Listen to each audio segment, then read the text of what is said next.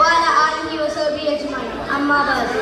ഏറ്റവും ബഹുമാനാദരവുകൾ നിറഞ്ഞ ഉസ്താദുമാരെ, രക്ഷിതാക്കളെ, കൂട്ടുകാരെ, മുത്തനബി മുഹമ്മദ് മുസ്തഫ സല്ലല്ലാഹു അലൈഹി വസല്ലമ തങ്ങളുടെ മീലാദ് ലോകമാകമാനം കൊണ്ടാടുന്ന ഈ സുന്ദര സുദിനത്തിൽ ഞാനും നിങ്ങൾക്ക് മുമ്പിൽ അല്പം സംസാരിക്കുവാൻ ആഗ്രഹിക്കുകയാണ്.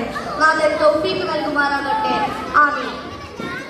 പരകോടി വിശ്വാസികളുടെ ഹൃദയാന്തരം പ്രകാശം പൊഴിക്കുന്ന പൗർണമിയാണ് മുത്തുനബി മുഹമ്മദ് മുസ്തഫ സല്ലല്ലാഹു അലൈഹി വസല്ലമ തങ്ങൾ. അവിടുത്തെ പ്രകീർത്തനങ്ങൾ വാമൊഴിയാലും മരമൊഴിയാലും അടയാളപ്പെടുത്താൻ അതിന്റെ നാൾ വരെ ഒരാൾക്കും സാധ്യമല്ല. അത്രത്തോളം പാരാവാരം പോലെ പരന്നു കിടക്കുകയാണ് മുത്തിന്റെ കീർത്തനം. അല്ലാഹു സുബ്ഹാനഹു വ തആല തന്നെ പറഞ്ഞല്ലോ, നബിയെ അങ്ങയുടെ കീർത്തി നാം ഉയർത്തിയിരിക്കുന്നു എന്ന്. അതെ, ആ കീർത്തന പൂർത്തീകരണം അസാധ്യം തന്നെ. അവിടുത്തെ പുകഴ്ത്താത്തതായ ഒരു സമയവും ഇല്ലെന്നതാണ് സത്യം. സ്വലാത്തിന്റെ സല്ലാപങ്ങൾ സദാ ഹബീബിന് സമ്മാനിക്കുമ്പോൾ ഒരു സെക്കൻഡും അവിടുത്തെ സ്മരിക്കപ്പെടാത്തതായില്ല.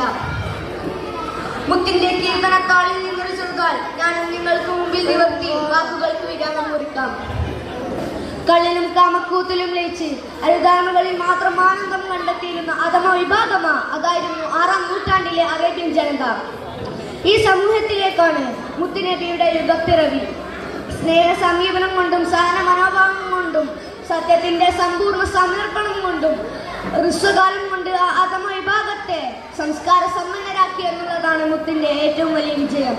പിറന്നത് പെൺകുഞ്ഞ് എന്നറിഞ്ഞാൽ നിർദ്ദയം ജീവനോടെ കുഴിച്ചുമൂടിയ കാട്ടാളന്മാർക്ക് മുമ്പിൽ 2 പെൺമക്കളെ വിദ്യ നൽകി വളർത്തി വലുതാക്കിയവന് പരലോകത്ത് പ്രതിഫലം കൂമ്പാരമുണ്ടെന്ന് സന്ദേശം എത്തിച്ച് സ്ത്രീകൾക്ക് സ്വത്തവകാശമുണ്ടെന്ന് പ്രഖ്യാപിച്ച് അവിടുന്ന് ജ്ഞാന വെളിച്ചമേകി സ്ത്രീ സ്വാതന്ത്ര്യത്തിന്റെ വിത്തുകൾ പാകി വർണ്ണ വിവേചനത്തെ പടികെടുത്തി കറുകറുത്ത ബിലാൽ തങ്ങളെയും വെളിപ്പെടുത്ത സൽമാൻ ഫാരിസി തങ്ങളെയും സാഹോദര്യത്തിന്റെ ഒരൊറ്റ പൂമാലയിൽ കോർത്തു. ഇങ്ങനെ അവിടുന്ന് രചിച്ച സുഹൃത വിപ്ലവം വിവരിക്കാനാവില്ല.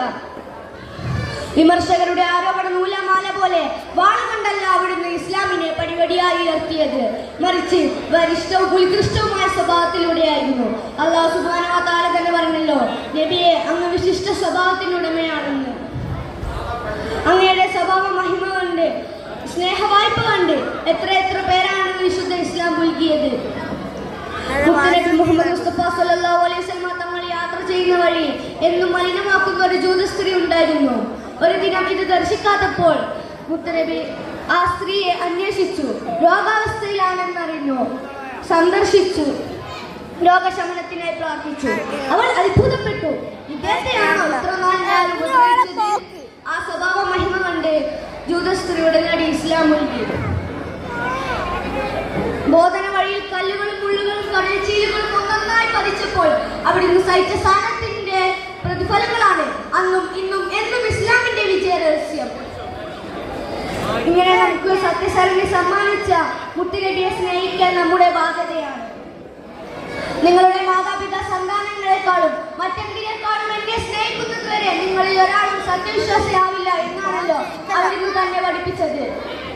ഈ മഹിത മൊഴിമുത്ത് അനർത്ഥമാക്കിയാണ് സ്വഹാബികളും താബീങ്ങളും ജീവിതത്തോട് തുഴഞ്ഞത്. കൊലക്കാരിന് മുമ്പിൽ സ്നേഹത്തെ ബലിയർപ്പിക്കാത്ത ഹുബൈബ് തങ്ങളും തിരുചലന നിശ്ചലനങ്ങളെ അനുധാവനം ചെയ്ത ഇബ്നു ഉമർ തങ്ങളും തിരുമുത്തിന്റെ വഫാത്തറിഞ്ഞ് അവിടുത്തെ കാണാത്ത നയനങ്ങളിൽ എനിക്കെന്തിനെന്ന് പറഞ്ഞ് കണ്ണുകൾ കുത്തിപ്പൊട്ടിച്ച അബ്ദുല്ലാഹി ഇബ്നു സൈദ് തങ്ങളും തിരുതാരകത്തോളിലെ ഒളിമങ്ങാത്ത താരകങ്ങളാണ്. ഇങ്ങനെ അവിടുന്ന് കാട്ടിയ മികച്ച പാതയിൽ ഗമിച്ചും പ്രകീർത്തിച്ചും നമുക്ക് മുന്നേറാൻ സാധിക്കട്ടെ എന്ന് പ്രാർത്ഥിച്ചുകൊണ്ട് ഞാൻ എൻ്റെ വാക്കുകൾക്ക് വിരാമം കുറിക്കുന്നു. അൽഹംദുലില്ലാഹി റബ്ബിൽ ആലമീൻ. അസ്സലാമു അലൈക്കും വറഹ്മത്തുള്ളാഹി വബറകാതുഹു.